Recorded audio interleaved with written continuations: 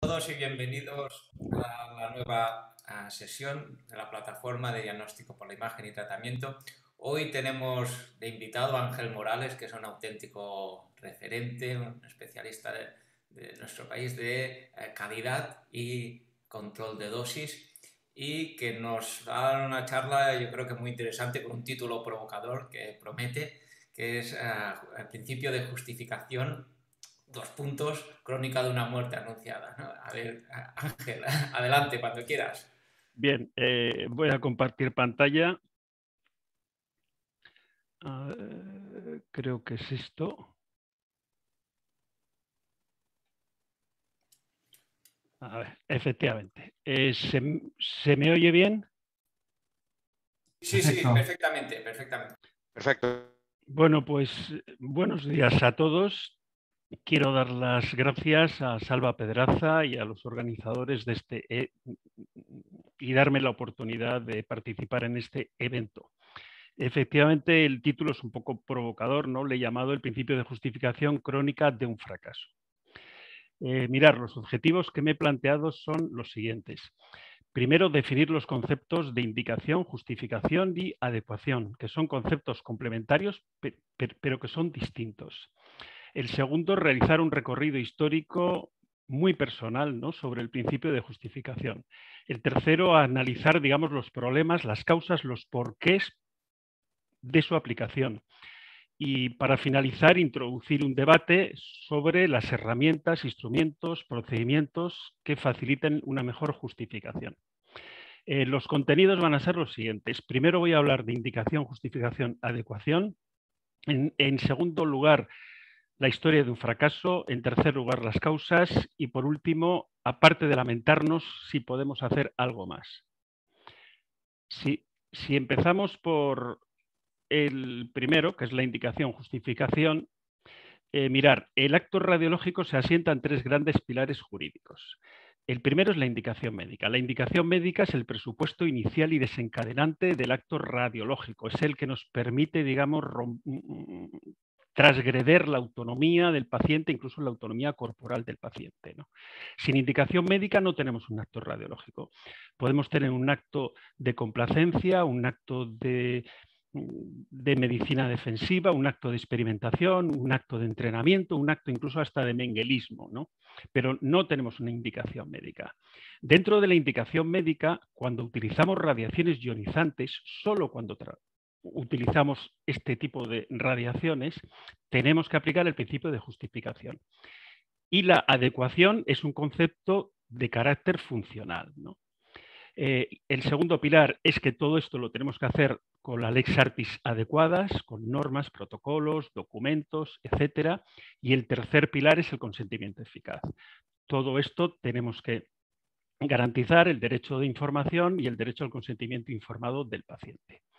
El concepto de justificación de la prueba es un concepto ya muy antiguo, del año 78, está recogido ya en múltiples reales decretos, el último, el Real Decreto de 2019 de justificación, y tiene una serie de principios que no los voy a decir todos, pero el más importante es este, ¿no?, que es el concepto capital de análisis riesgo-beneficio, que es que aplicamos radiaciones ionizantes cuando el beneficio del paciente en términos de eficacia clínica es superior al prejuicio de la irradiación del paciente, lo que legalmente se llama el detrimento. La justificación tiene tres grandes niveles. El primer nivel es lo que se llama la justificación general, que ya está definida desde la publicación 105 de la ICRP, ¿no? Se basa en un apriorismo, el cual acepta que el uso de radiaciones ionizantes con fines médicos, con fines sanitarios, es más beneficioso que dañino para la sociedad. Esto es un consenso que, si os dais cuenta, no se ha ganado, no se ha logrado, digamos, conseguir con el uso de la energía atómica para fines, digamos, por ejemplo, generar electricidad, ¿no?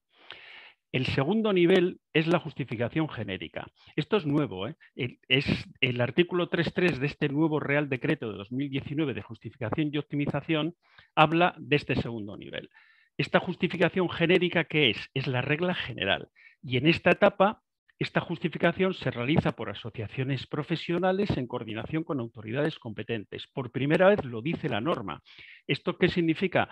Que si utilizamos una guía de indicación para justificar procedimientos con radiaciones ionizantes y la incluimos en el programa de garantía de calidad, podemos, digamos, estar legitimados para rechazar exploraciones o decir esto no está indicado, ¿no? Y el tercer nivel, la nueva norma habla de la justificación individual. Esto sería la excepción. Cuando no se puede justificar genéricamente, hay que hacer una justificación individual. Sería excepcional.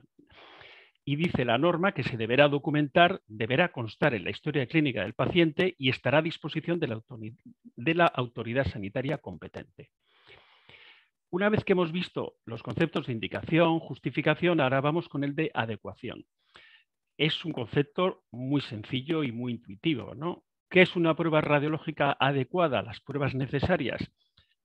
Ojo, son el 75-80% de lo que hacemos está perfectamente hecho. Es aquella cuyo resultado positivo o negativo contribuye o a confirmar el diagnóstico o a modificar la conducta diagnóstica terapéutica en términos de eficacia clínica. Os contaré después los términos de eficacia clínica y que como mínimo tenemos que llegar al nivel 4 de eficacia, que es la competencia, digamos, del radiólogo y del clínico. La OMS utiliza el término de exploraciones de bajo rendimiento refiriéndose a aquellas que tienen escasa rentabilidad ya que no proporcionan o proporcionan un valor muy bajo o no proporcionan ningún valor en beneficio del paciente. Esto, toda la literatura nos está informando que entre el 25 al 30% de las exploraciones con radiaciones ionizantes que hacemos no estarían indicadas. El concepto de eficacia de la prueba es un concepto que ya Tom Bury en el AJR en 1994 hizo un artículo que para mí es de referencia. Yo creo que es un artículo que la gente joven y las nuevas generaciones lo tendrían que conocer y valorar, ¿no? Y habla de 6 niveles de justificación. El nivel 1 contestaría a la pregunta: ¿el procedimiento nos proporciona imágenes anatómicamente representativas y podemos garantizar su calidad a través de indicadores de calidad de imagen? Estaríamos en la eficacia técnica y aquí es competencia exclusiva del radiólogo y de nuestro personal colaborador, por supuesto, los técnicos. En el nivel 2 tendríamos que contestar a la pregunta: ¿permiten estas imágenes bien hechas un diagnóstico correcto? Sería la validez diagnóstica con los índices de validez diagnóstica que todos conocemos: sensibilidad, especificidad, valor predictivo positivo y negativo. Esto se encargaría, por supuesto, el radiólogo y el clínico prescriptor. En el nivel 3 tendríamos que contestar a la pregunta: ¿lo que hacemos con radiaciones ionizantes se podría hacer mejor o igual en términos de validez diagnóstica, por ejemplo, con ecografía o con resonancia magnética? Versus un TC sería la eficacia de impacto diagnóstico. Aquí, de nuevo, en las responsabilidades del clínico y del radiólogo. Si pasamos al nivel 4, que sería: ¿contribuye la prueba radiológica a modificar los planes terapéuticos? Aquí tendríamos el impacto de eficacia terapéutica. Aquí sería el clínico. Y el nivel 5 sería: ¿contribuye a mejorar la salud de los pacientes comparándolos con un grupo de control sin prueba radiológica? En términos de morbilidad y mortalidad, esto sería el impacto en la salud. Aquí los responsables, por supuesto, seríamos clínicos radiólogos, pero también los epidemiólogos. Y por último, el nivel 6, esto es socialmente asumible por el costo-beneficio, el riesgo, el dinero que tenemos que invertir, el coste-efectividad, sería la eficacia social, y aquí serían los gestores y los políticos. Mirad, de los 4, yo creo que la radiología se asienta en 4 grandes pilares. El primero es la calidad del proceso radiológico de lo que hacemos. Lo segundo, tenemos que evitar daños a los pacientes, que es la gestión del riesgo. El tercero sería hacer esto en un tiempo adecuado con el proceso diagnóstico que estamos manejando: urgente, no urgente, etcétera, preferente. Y por último, el diagnóstico útil. El diagnóstico útil es aquel, digamos, que cumple en términos de eficacia el principio de justificación. Yo siempre digo que la radiología es potencia sin control. A mí me encanta este anuncio. Este es un anuncio de Pirelli de hace muchos años, en el cual se ve a Carl Lewis con unos tacones de aguja tremendos y el lema de este anuncio es: la potencia sin control no sirve para nada. Yo creo que es una excelente metáfora para el diagnóstico inútil dentro de los servicios de radiología. Mirar, la historia de un fracaso. Os voy a contar mi historia. Bueno, para empezar, el principio de justificación y los otros dos grandes principios empiezan en el año 1977 con la ICRP número 26. Fijaos que este mismo año se publica por Mansfield en el British Journal en el año 1977 esto es un dedo, la primera imagen clínica de un paciente, a título experimental, por supuesto. Los tres grandes principios del ICRP 26 eran el principio de justificación, el principio de optimización, o sea, en términos de ALARA, y el principio de control de dosis, que establecía una serie de valores de referencia del Real Decreto de calidad. Ojo, que este Real Decreto de 1999 sigue vigente. Esto tenía un punto de vista profesional exclusivamente. ¿Qué ha pasado? Que la Directiva Europea 2013, que está traspuesta en el nuevo Real Decreto de Justificación de 2019 y de optimización, introduce lo que yo, desde mi punto de vista, el cuarto principio de radioprotección, que es el principio de autonomía, que es dar información, porque nos obliga a dar información al paciente y en algunos supuestos de alta dosis obtener el consentimiento informado de los pacientes. El campo normativo que nos movemos es el Real Decreto 2019 de justificación y optimización, el Real Decreto de calidad de 1999, que no se ha traspuesto todavía, lleva un retraso de más de 10 años, que deroga el antiguo Real Decreto de justificación del año 2001. Mi comienzo es este. Aquí de jovencito estaba.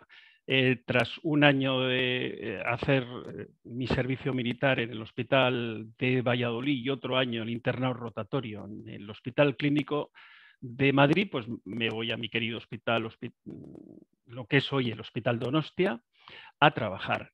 Pues mirar, este mismo año, este congresista, que es Paul Rogers, que era el presidente del comité de la Asamblea de Representantes en temas de sanidad, expone un problema, que es la exposición pública a las radiaciones en Estados Unidos. Él veía que había demasiados enfermos y le preocupaba la radiación. Fijaos, en aquel entonces en Estados Unidos andaban entre 200, 220 de frecuentación por 1000 habitantes. Ahora en algunos estados como California pueden llegar a los 2000. En Osakidecha tenemos 1100 pruebas radiológicas por cada 1000 habitantes. No conozco los datos de España, pero los últimos de hace 4 o 5 años eran 1000 pruebas por cada 1000 habitantes. Y este señor lanza una pregunta: ¿sería posible desarrollar criterios para establecer cuándo los exámenes radiológicos son realmente necesarios? El reto lo cogió el Colegio Americano de Radiología y empezó a desarrollar protocolos de indicación, lo que más tarde todos conocemos como los criterios de adecuación para procedimientos radiológicos del Colegio Americano de Radiología.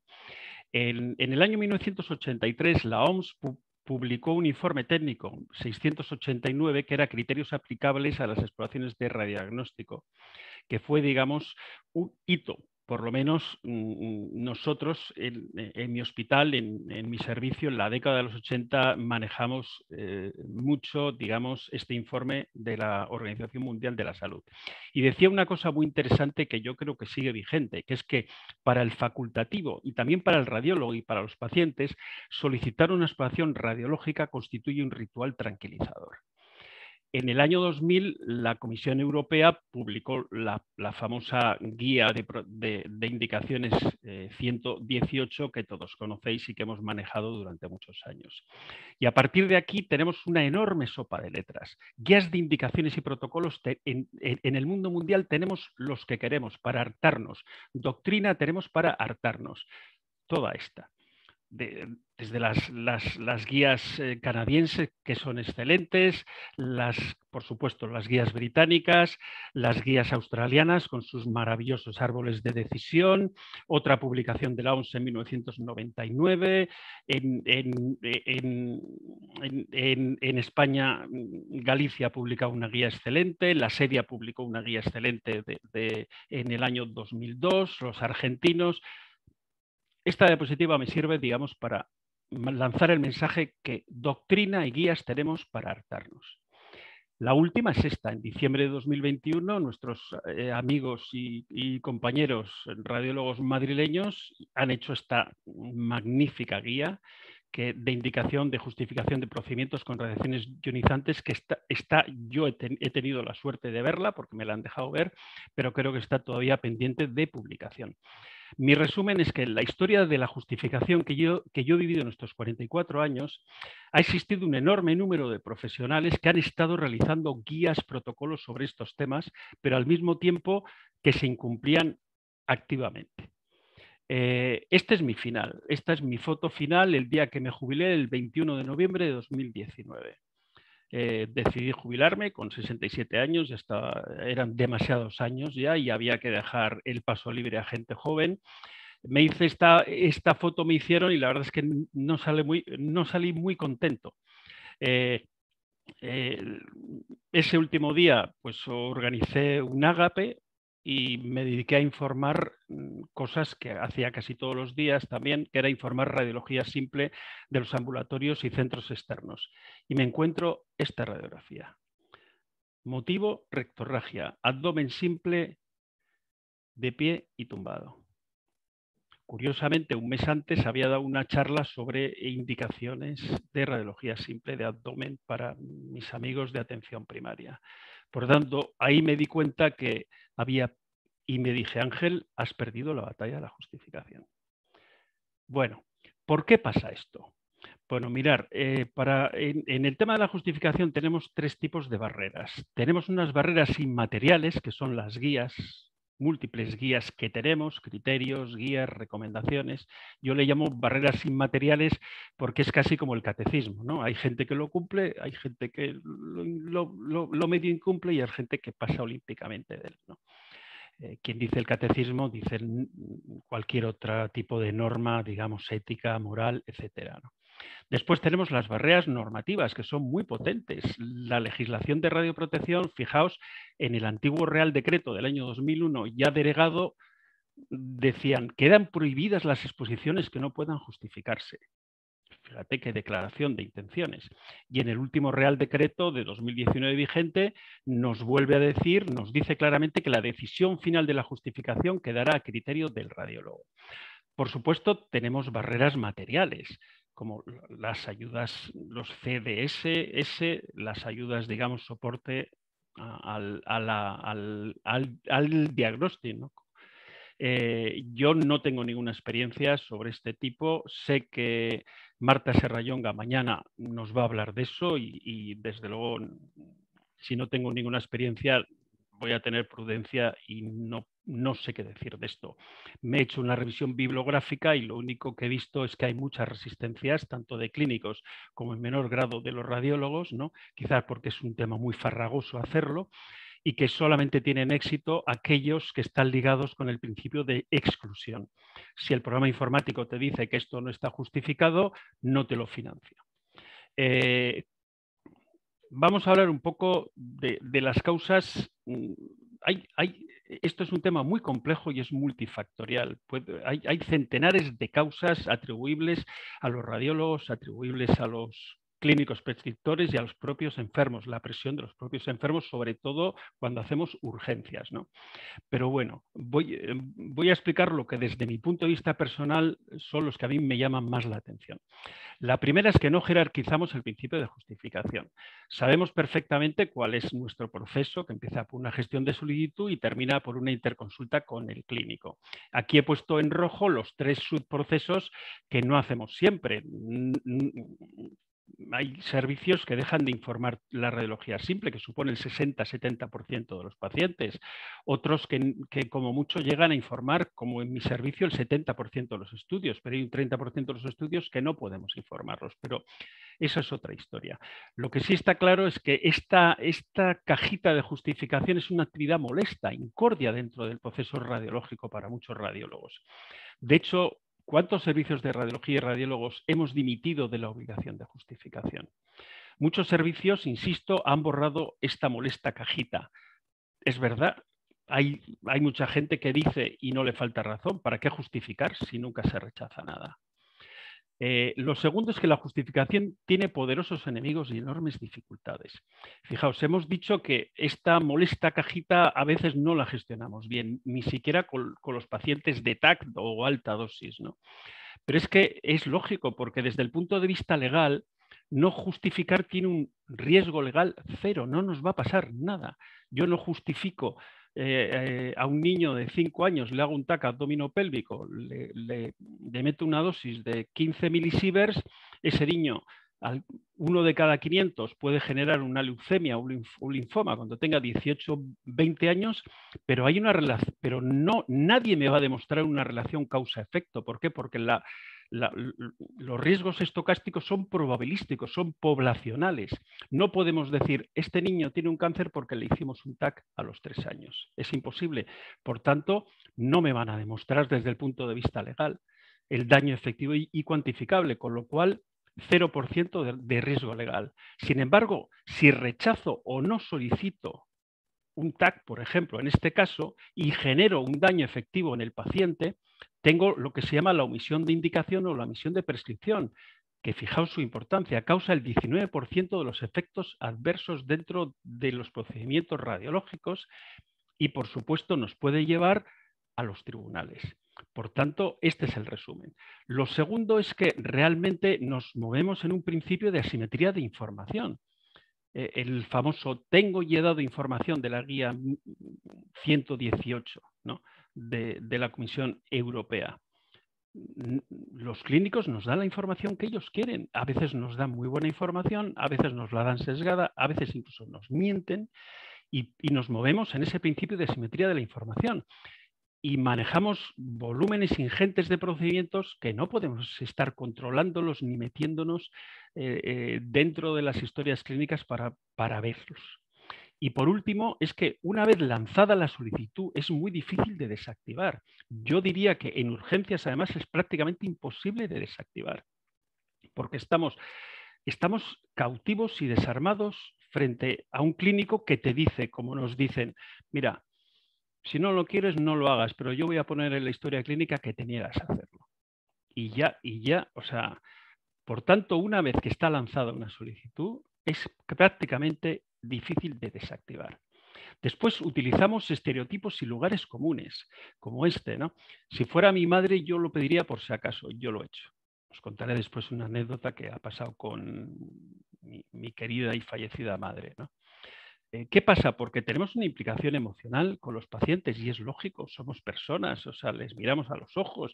Eso que los radiólogos no tenemos un contacto clínico, pero tenemos empatía. Y fijaos los clínicos aquí también, ¿no? Otros estereotipos para completar el estudio. El completar es un concepto de límites confusos y casi siempre generosos. Dicen que se debe hacer. Muchas veces, no, es que esto hay que hacerlo, sin aclarar nunca quién lo dice, cuál es la fuente. Tendremos problemas si no lo hacemos. Aquí estamos con la famosa medicina defensiva. La medicina defensiva en urgencias es tremendo. Otra, más vale pedir todo de una tacada, así no olvidamos nada. Es la excusa habitual y de paso, además, esto le viene muy bien a los gestores porque disminuimos la estancia media.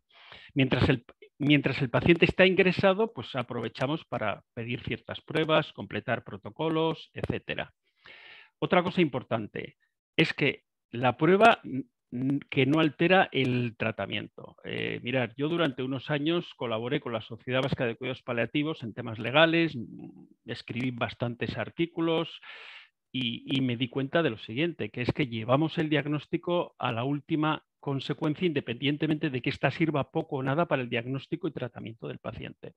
Y que sería importante segmentar a los pacientes, porque los pacientes pueden estar en fase curativa y su objetivo prioritario, lógicamente, es la supervivencia, y la necesidad de diagnóstico y tratamiento es muy alta. Yo, si tengo la desgracia de tener una neumonía por COVID, a mí, oye, si me tienen que ingresar, que me ingresen intensivos, que me hagan lo que sea, pero el objetivo es la supervivencia. Aquí esto se ve perfectamente en los servicios de urgencias. Por eso los servicios de urgencias son tan demandantes de pruebas radiológicas, porque están en fase de supervivencia estos pacientes. Cuando el paciente no está en fase curativa, puede estar en una fase crónica. Aquí el objetivo es la supervivencia y la calidad de vida. Y la necesidad del diagnóstico es media. Cuando está en una fase terminal, cuando el paciente le quedan menos de 6 meses para fallecer, estadísticamente, el objetivo prioritario es la calidad de vida. No es alargar la vida, sino hacer una autopista de 3 carriles. Y la necesidad de diagnóstico es bajísima, prácticamente ni existe. Y en la fase agónica el objetivo sería la calidad de muerte y la necesidad de diagnóstico es nula. Yo me di cuenta cuando escribí esto que realmente hacía muchas ecografías y veía que mis queridos compañeros clínicos me mandaban pacientes en fase agónica. Es que se me morían en la sala de ecografía. Eso yo creo que nos ha pasado a todos, ¿no? Bueno, pues estas cosas, si fuésemos capaces de segmentar a los pacientes, podríamos, digamos, mejorar este principio de justificación o de indicación. También sería necesario conocer y evitar estos síndromes, ¿no? Que son el síndrome de la fascinación tecnológica, caperucita roja, síndrome de Stendhal y síndrome de Mr. Hyde. Algunos afectan más a los radiólogos, por supuesto estas cruces, otras afectan a los clínicos, pero casi siempre afectan tanto a clínicos como a radiólogos. El síndrome de fascinación tecnológica, a mí me encanta ver a la gente joven, los residentes R1, cuando empiezan con las estaciones de trabajo a hacer esos, y además les encanta hacer unas reconstrucciones maravillosas de postproceso, ¿no? Me encanta verles, pero es un síndrome de fascinación tecnológica que hace que hagamos cosas que no debemos hacer. Esto ya fue descrito perfectamente por Chema García Santos en un magnífico editorial de la revista de Radiología en el año 2009. El síndrome de Caperucita Roja no es mío. La idea original se la oí hace muchos años a un radiólogo catalán, López Moreno, que es el síndrome de Caperucita Roja es ¿para qué lo quieres? Para verlo mejor. Como fue este caso. Esto es un caso real. Una mujer de 22 años aparece en urgencias con un síndrome febril, dolor pélvico, molestias al orinar. Se lo pasan al residente de urología y pide un TAC multidetector. Claro, quien hace el TAC lo hace a protocolo, contraste oral, contraste intravenoso, serie en fase portal y serie en fase de eliminación. Y aparece esto, un saco gestacional de 23 milímetros. O sea, la paciente estaba embarazada. Le dimos una dosis equivalente en feto de 56 milisieverts y una dosis efectiva total de 34 milisieverts. Al feto tuvo un hijo perfectamente sano, pero lo importante no es para qué quieres, para qué hacemos las cosas para verlo mejor, sino para qué quieres para verlo mejor. Este es otro caso de postproceso fantástico en el cual el valor añadido es medir el volumen del hematoma y fijar la localización exacta que tiene en el cráneo para guiar una eventual craniotomía del paciente.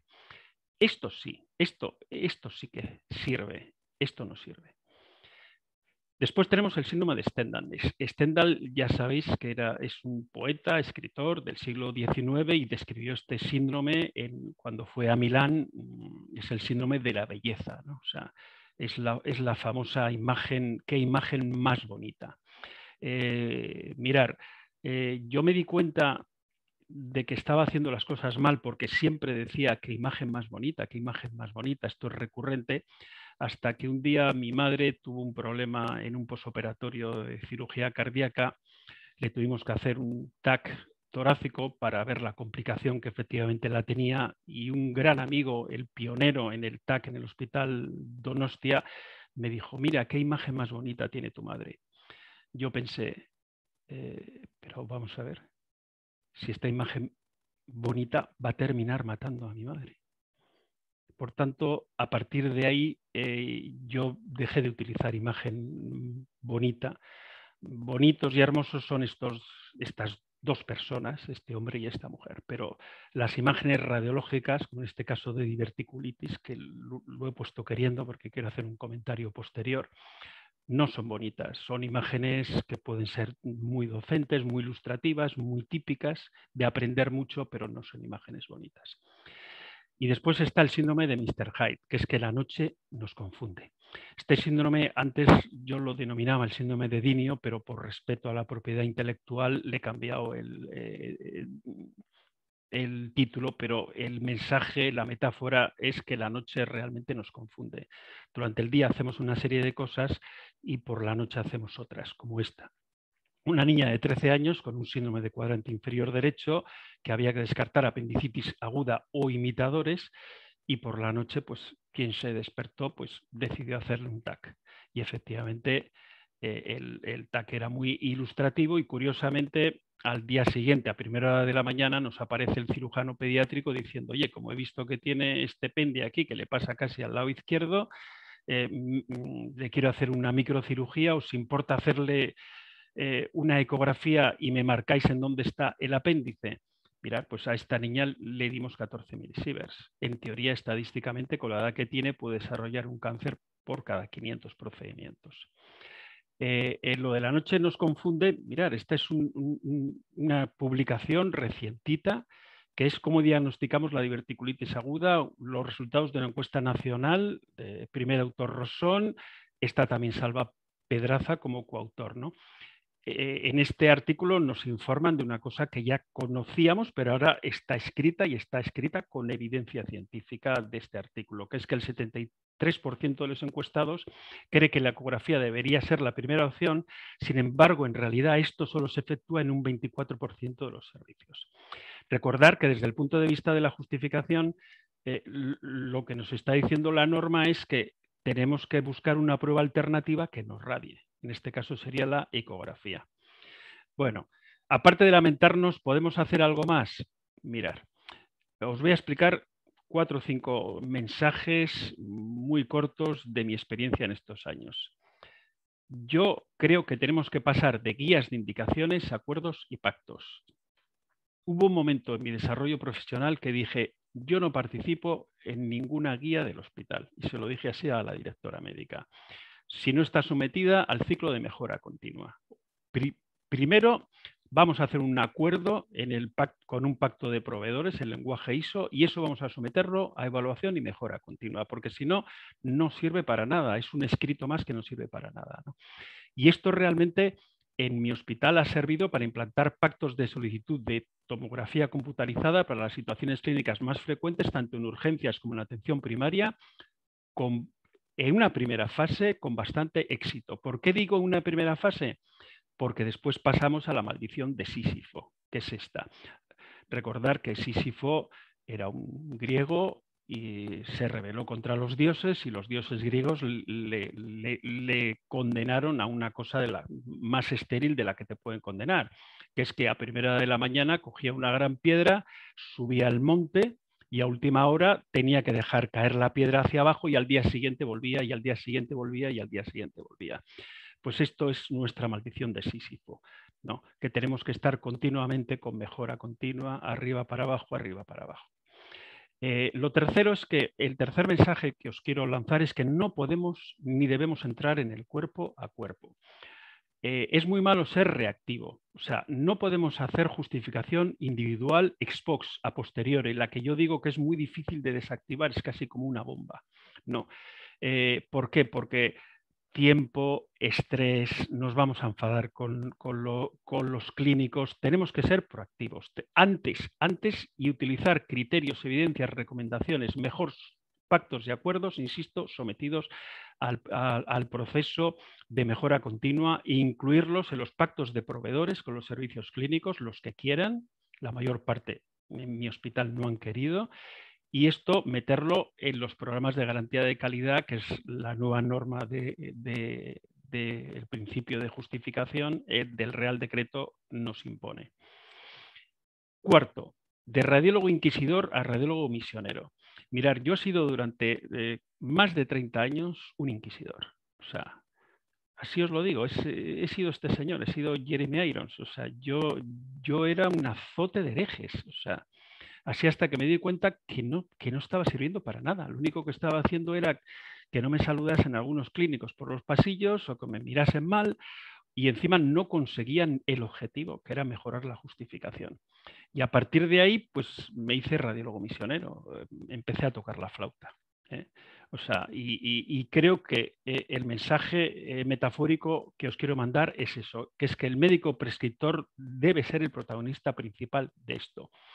Debe publicar, oye, lo he hecho fantástico, hay que darles protagonismo a ellos. A mí me encantaría que en nuestros congresos la mayor parte de las ponencias sobre control en la justificación y en la buena indicación fuesen los clínicos ellos los protagonistas.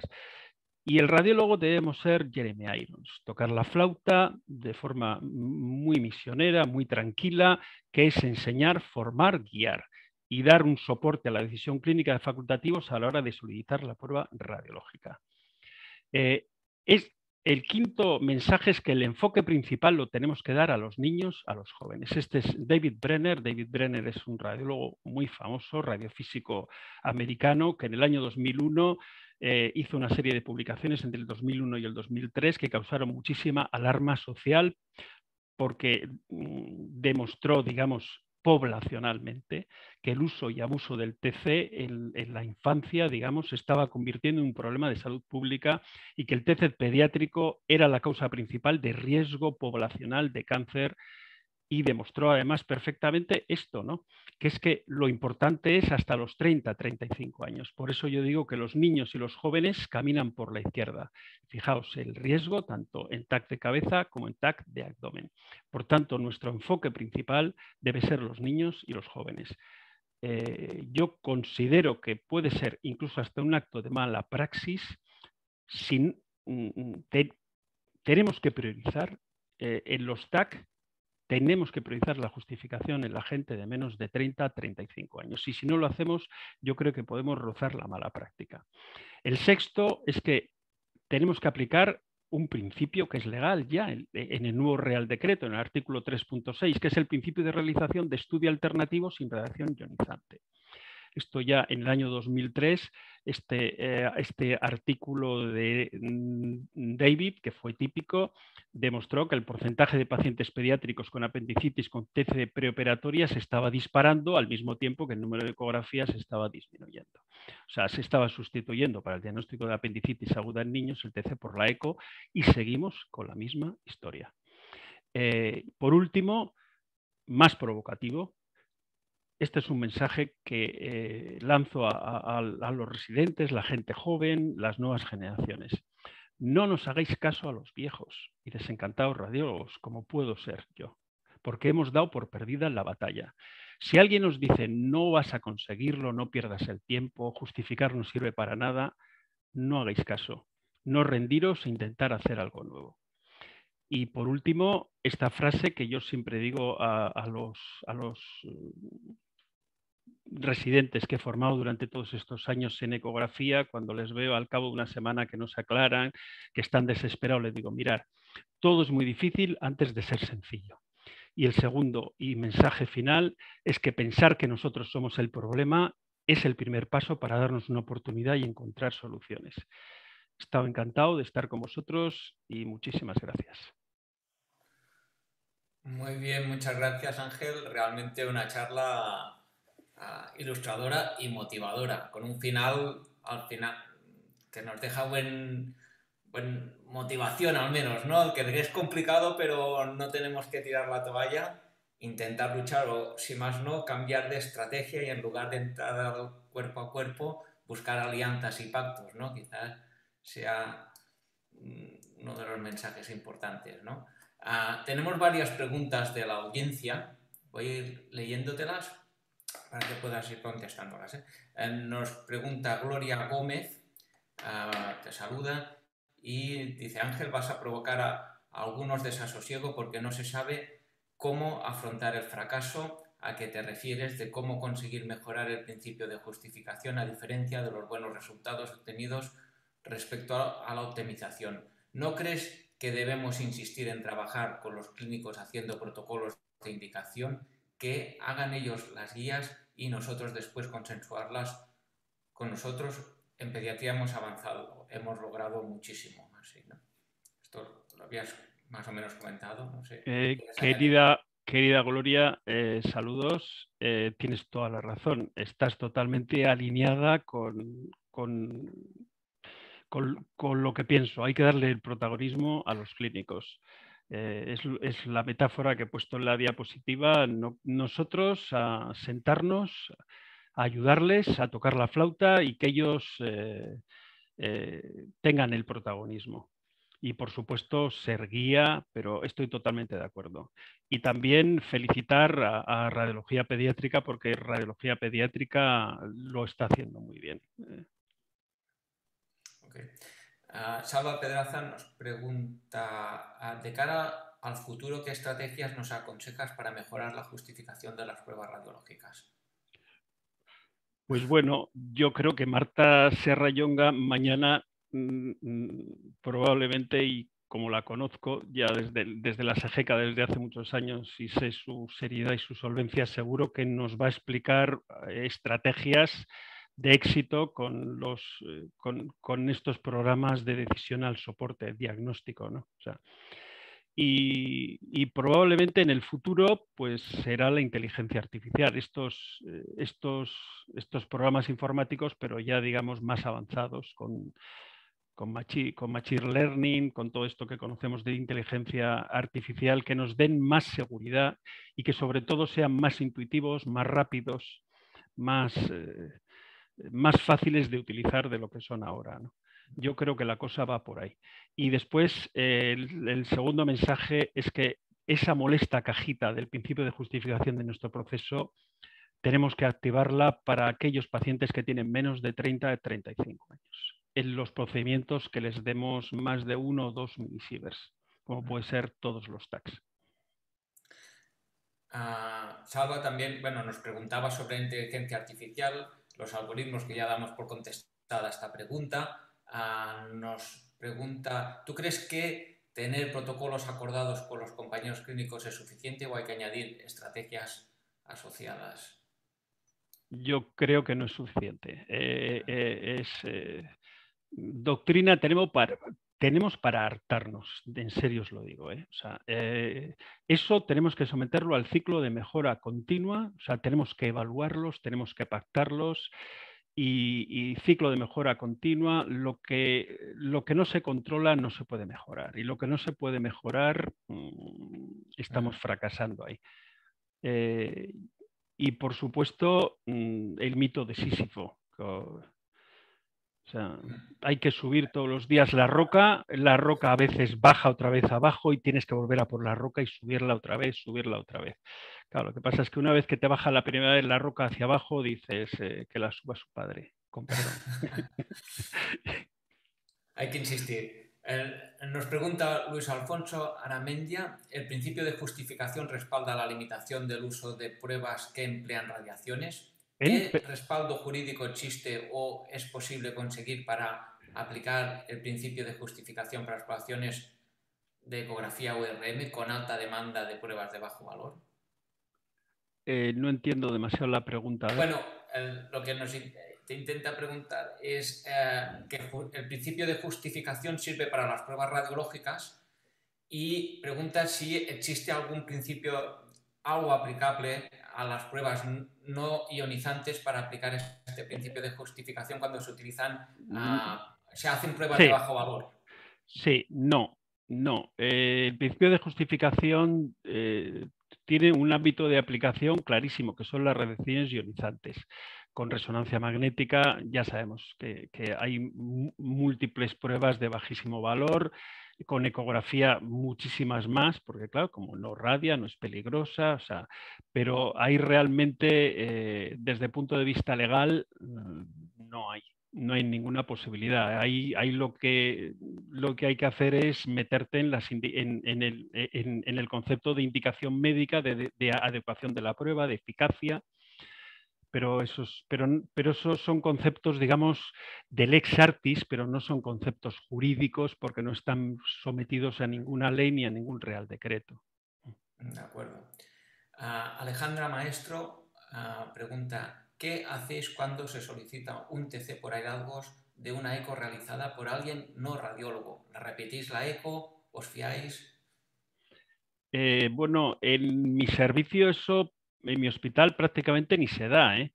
Porque se empezó a dar de forma excepcional en el servicio de urgencias, que empezaron a hacer ecografía para ver trombosis venosa profunda, pero como fue un fracaso, pero no se da.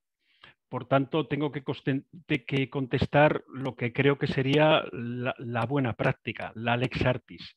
Si tú haces una ecografía por un clínico que no está bien formado, que encima hace una ecografía que yo llamo clandestina, porque muchas veces no tiene un informe escrito, si lo tiene en una hoja interconsulta que es imposible de saber en dónde está, tampoco manda las imágenes al PACS y fruto de eso te pide un TAC y tú crees que haciendo una ecografía en buenas manos, ¿no? Por el servicio de radiología y por ecografistas radiólogos, yo repetiría la ecografía, más que hacer un TAC. O sea, De acuerdo. pero aplicando el principio de justificación, ¿eh? O sea,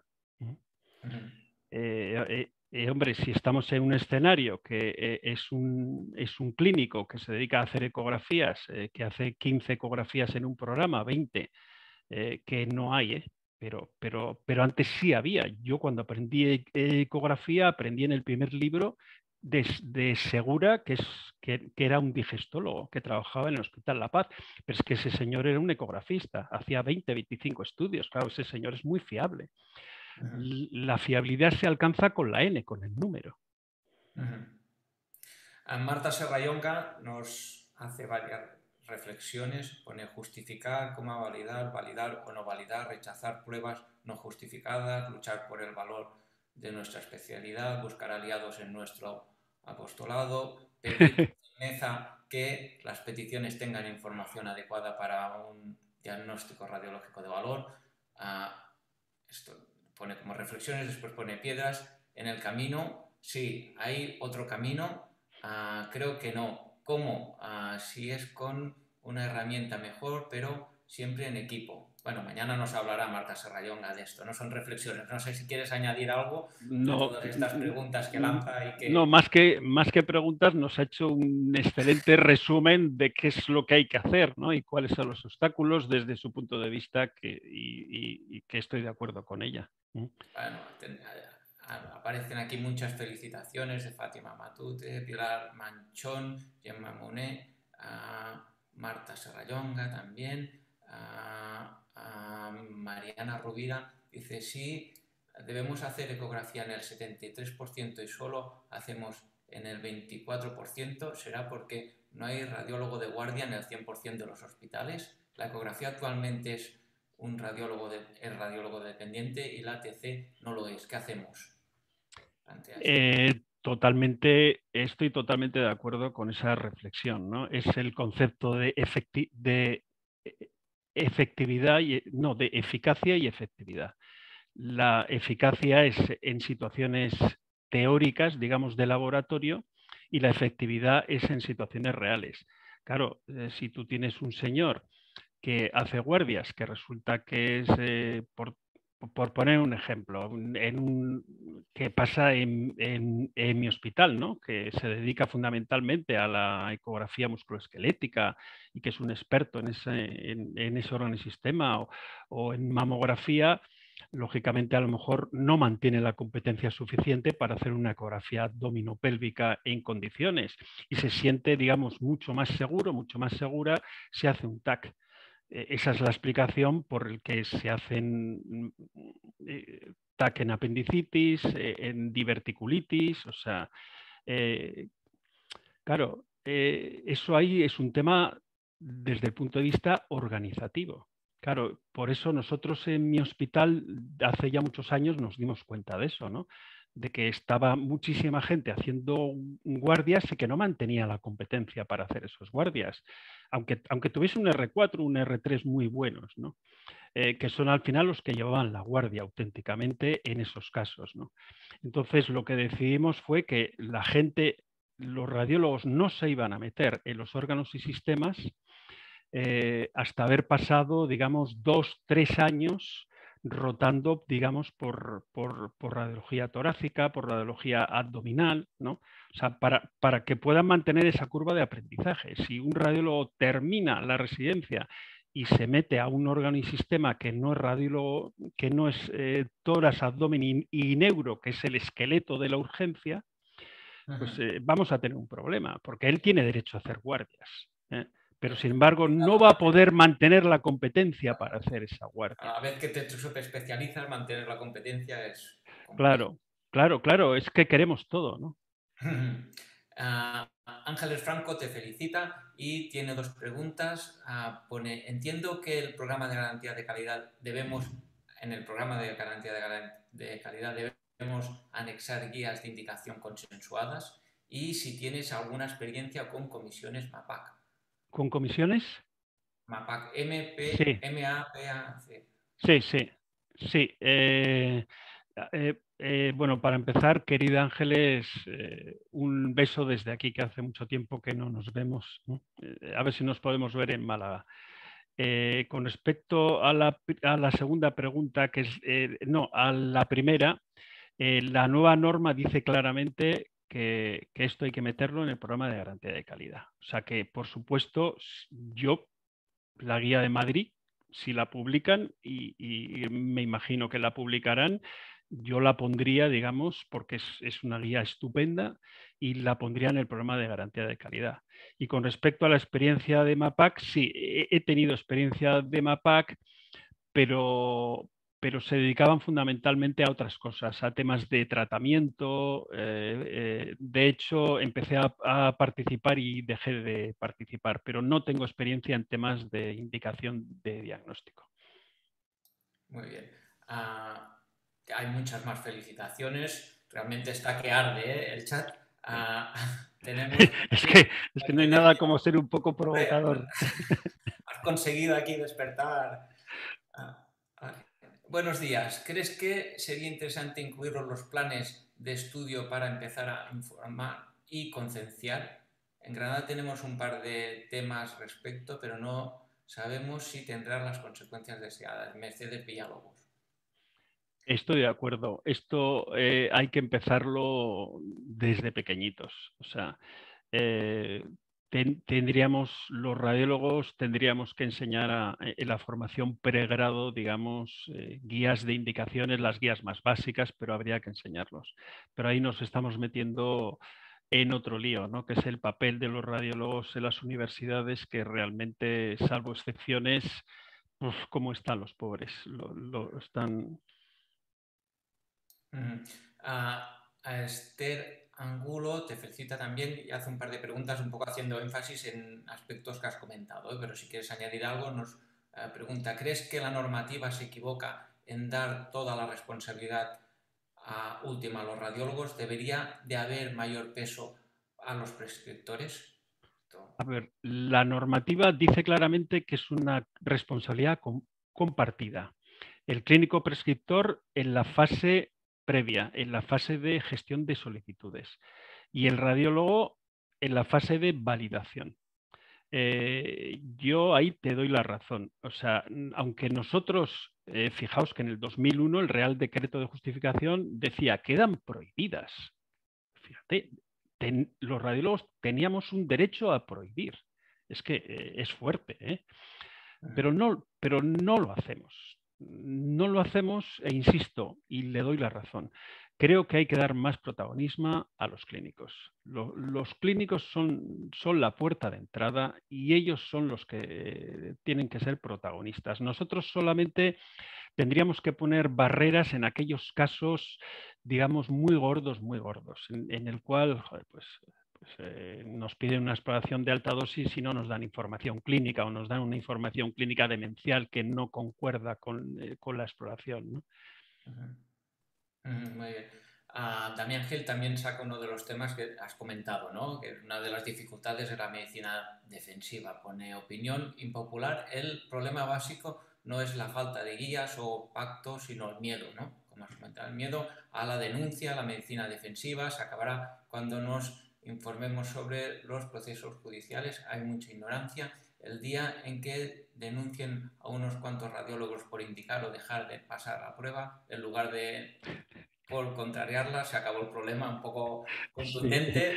sí, no, tiene toda la razón. Lo que pasa es que, insisto, es que no justificar tiene un riesgo cero desde el punto de vista de responsabilidad, porque te, para poder digamos, una denuncia a un radiólogo, bueno, para empezar, lo primero que quiero decir es que las denuncias a los radiólogos son excepcionales. Y las pocas denuncias que hay no van a ningún sitio. Por tanto, la medicina defensiva, y eso tengo charlas desde hace muchos años, no tiene ningún sentido en la radiología. No debemos tener miedo.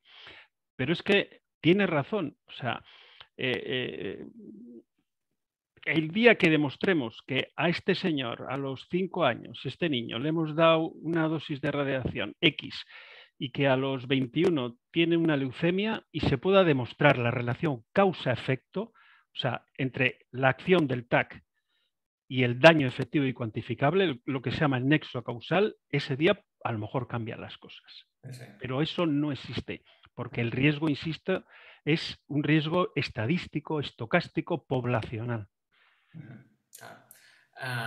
Javier Rodríguez Recio pone: por desgracia pienso que mientras no se apliquen criterios económicos o restrictivos al peticionario, como se ha realizado en Estados Unidos, no vamos a mejorar. Bueno, introduce el concepto este económico. Lo que pasa es que a veces puede ser que vaya en contra o a favor, ¿no? Si hay un conflicto económico, puede ser que incluso se justifiquen menos las pruebas, ¿no? Puede ser positivo o negativo, no sé qué piensas. Bueno, para empezar, querido Javier, muchas ganas de verte y de abrazarte. A ver si nos vemos en Granada, que es un gran amigo. Tienes razón. Javier es una persona de las personas más prácticas que yo conozco. Lo que pasa es que, y de hecho estos sistemas de soporte al diagnóstico en los sitios, digamos, donde están triunfando, entre comillas, son aquellos que rige el principio de exclusión. El sistema informático dice que esto tiene un nivel, en vez de 5 niveles, tiene el nivel 2, está suspendido. Por tanto, si quieres hacerlo, lo haces, pero yo no te lo voy a financiar. Al servicio de radiología no se lo voy a financiar. Se acabó el tema. En nuestro Estado social de derecho, con la norma constitucional del derecho a la protección a la salud, está prohibido el principio de exclusión. No podemos excluir a las personas. No, eso a lo mejor yo siempre he trabajado en los hospitales públicos. A lo mejor esta pregunta la tendría que contestar alguien que tiene experiencia en los hospitales privados, porque los hospitales privados tienen sus pólizas y efectivamente en la póliza pueden decir esto se va a someter a este CDSS. Y si hay una evidencia científica de tipo 1, de tipo 2 sobre 5, no se va a pagar, lo va a tener que pagar el paciente o el servicio de radiología que lo haga. Pero estoy de acuerdo. Con la filosofía general, lo que pasa es que aquí en España no se puede hacer. En la pública, ¿eh? Siguen entrando preguntas, no sé si vamos a tener tiempo para todos. Mariana Rovira también nos pregunta: ¿crees que la medicina basada al valor puede ser la solución? Medicina basada en el valor. Es que, o sea, sí. Lo difícil es cómo aplicarla, ¿no? Sí, lo difícil. Hombre, este es un concepto, el concepto de valor añadido, medicina basada en el valor, centrada en el valor, en el paciente, son criterios, digamos, filosóficos, radiológicos, que todo el mundo está de acuerdo. El problema es eso, cómo se concreta la aplicación del principio de justificación. Para mí se concreta en términos de eficacia clínica, ¿no? Por lo menos llegar a ese nivel 4 de eficacia clínica de la clasificación de Tombory, ¿no? Mercedes Villalobos comenta también que hay muchas propuestas para informar a los pacientes y sobre todo a los padres sobre los riesgos de la radiación en los pacientes pediátricos y si crees que esto puede ser útil para disminuir la demanda. ¿Me puede repetir la pregunta, que tenía un problema de conexión? Sí, nos comenta que hay muchas propuestas para informar a los pacientes y sobre todo a los padres de los riesgos de la radiación, ¿no? En pacientes pediátricos y si crees que esta información es útil para disminuir la demanda por parte de los pacientes y se informa bien también al paciente, ¿no? De los riesgos. Hombre, la directiva europea, aunque está traspuesta parcialmente en el Real Decreto de Optimización y Justificación y no el de calidad, que tendría estos temas de información, tendrían que ser más de Real Decreto de calidad, nos obliga a informar, a dar hojas informativas a los pacientes sobre riesgos, dosis, etcétera.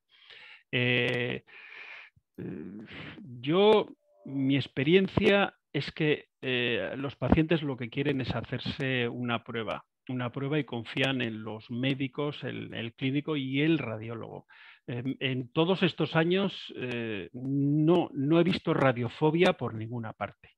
O sea, han sido excepcionales las radiofobias que he tenido que gestionar, digamos, como responsable de calidad del servicio. Excepcionales, 2 casos. Y los 2 casos eran muy especiales. Yo al final los catalogué como que pertenecían a lo que yo llamo el espectro lunático, para que me entendáis, ¿no? O sea, pero de radiofobia nada.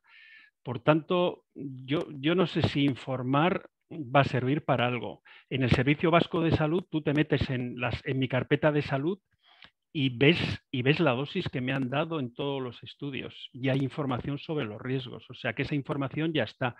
Sin embargo, no creo que sirva mucho a los pacientes eso. Es mi opinión personal en estos años. Ok.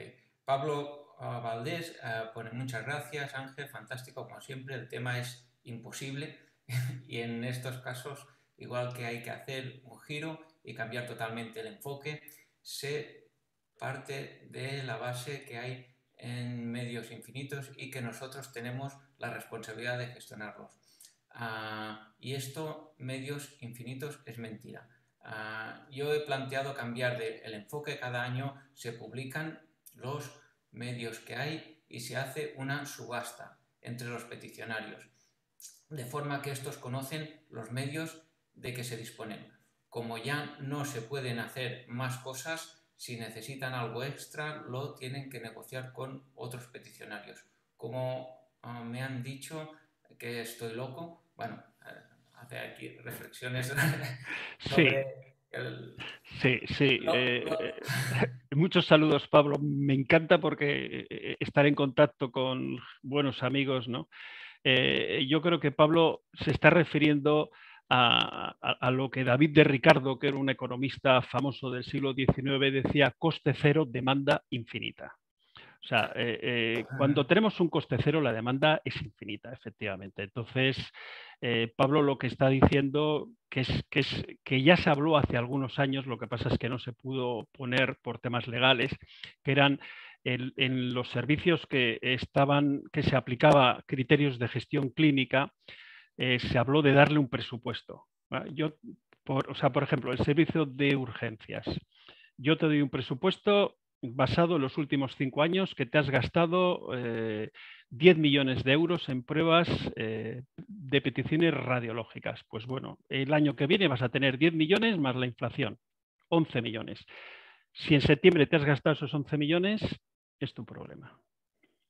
El mensaje es lo que ha dicho Pablo: gestiona esos 11 millones, haz protocolos, haz guías de indicación. Bueno, eso no llegó a ninguna parte. O sea, fue un papel que se escribió y que la gente se asustó al leerlo porque legalmente tenía problemas. O sea, porque tú no puedes negar una prueba radiológica a un paciente. O sea, estando indicada, oye, se te acaba el dinero. Sí, pero me da igual, pues si se te acaba el dinero hay que seguir haciéndolo. Acabamos ya. Chema García nos pone: buenos días, Ángel, muchas gracias por la charla. Creo que este asunto es uno de los que marca nuestro futuro y supervivencia. No solo se trata de ser mejor diagnosticando, hace falta salir de nuestras estaciones, pero es muy difícil. ¿Qué piensas de nuestro futuro ya que lo ves desde esa atalaya tuya? Oh, vaya pregunta, Una Chema. pregunta ya Vaya para pregunta. acabar. Bueno, un Que, abrazo, Chema, también a ti. Pues mira, yo cuando me preguntan sobre el futuro, yo ya no tengo futuro. O sea, y aparte, el oficio de adivino está muy desprestigiado. Yo no sé cómo va a ser el futuro, pero lo que sí sé es que el futuro lo vamos a construir y lo tenemos que construir desde hoy mismo. Recientemente hemos tenido un encuentro fantástico organizado por la Sociedad Española de Radiología que hablaba de reflexiones estratégicas. Yo creo que el futuro es hacer un análisis estratégico en términos de oportunidades, amenazas, hacer una serie de objetivos estratégicos y ponerlos en marcha. Porque el futuro lo construimos nosotros todos los días. Lo que sí está claro es que necesitamos objetivos estratégicos. Si nosotros nos metimos en un barco y dejamos que el viento nos lleve, lo más lógico es que no lleguemos a ninguna parte. A veces podemos llegar a una isla paradisíaca o a veces podemos zozobrar porque nos rompemos el barco contra una escollera. Necesitamos saber el rumbo en los próximos 5 o 10 años, a dónde queremos ir en los servicios de radiología y la radiología. En nuestro concreto, la radiología española. Y para eso necesitamos estrategias. Y no equivocarnos con las estrategias, porque a veces las estrategias están mal planteadas, ¿no? Pero, ¿qué va a ser el futuro? Ni idea, ni idea de verdad. Lo más fácil es equivocarse cuando se hacen predicciones, como dices, ¿no? Ah, bien, muchas gracias, Ángel. Vamos, nos hemos pasado mucho de tiempo. La charla realmente no solo era un título, sino que con mucho contenido muy interesante que ha despertado, como se ha visto en la audiencia, mucho interés, muchos comentarios, muchas felicitaciones. Realmente espectacular. Albert, no sé si está conectado, si quiere añadir algo. Albert, que vamos. ¿Sí? ¿No se te oye bien, Albert? Bueno, parece que tiene un problema de micro. Intuye que nos salude, que nos saluda, que se despide.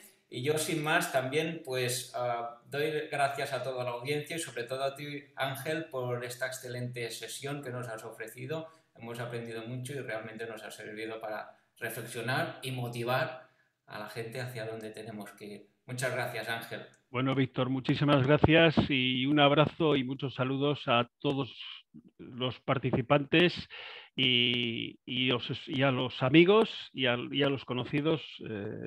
Os espero ver en Málaga y poder abrazaros y tomar cervezas. De acuerdo. Muy Venga. bien. Hasta luego. Adiós.